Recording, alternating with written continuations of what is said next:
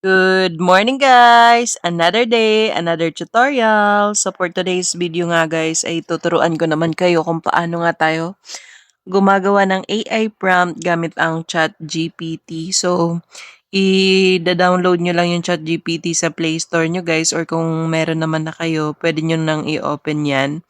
Then click nyo lang yung plus sign button dyan guys. Then i-upload nyo dito yung gusto nyong gayahing picture. Katulad nito guys, in-upload lang natin yung inspo natin or yung gusto nating picture na gawing couple version. Then isi-send na natin yan kay ChatGPT. Papagawa natin yan ng prompt guys. Then, after natin pagawa ng prompt yan guys, magja-generate na yan and kailangan lang natin i-copy yan para meron tayong magagamit doon sa Google. So, Google Gemini pa rin yung i-open nyo guys. Magka-create lang kayo. New chat lang ang gagawin nyo kung naka-open na yan.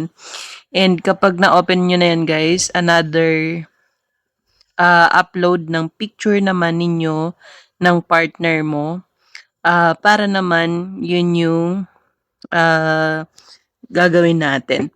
So, ilalagay mo dyan yung prompt, i-edit mo lang based sa gusto mo. And after mo ma-paste dyan yung prompt at malagay yung picture, wait ka lang ng ilang seconds and magge-generate na yan guys ng result. So, patient lang talaga guys ang paggawa dito sa ChatGPT at saka sa Google Gemini. Especially guys kung may mga gusto kayong gawan ng AI prompt para hindi naman puro copy-paste ang gagawin nyo kung gusto nyong sa inyo mismo manggagaling yung prompt. Pero syempre, pinagawa pa rin natin kay ChatGPT. So, based dun sa pinagawa natin guys, eto na yung naging result. So, kung hindi ka satisfied doon sa naging result, kailangan mo lang siya guys i-edit yung prompt. Then, isend mo siya ulit hanggang sa ma-achieve mo yung gusto mong result.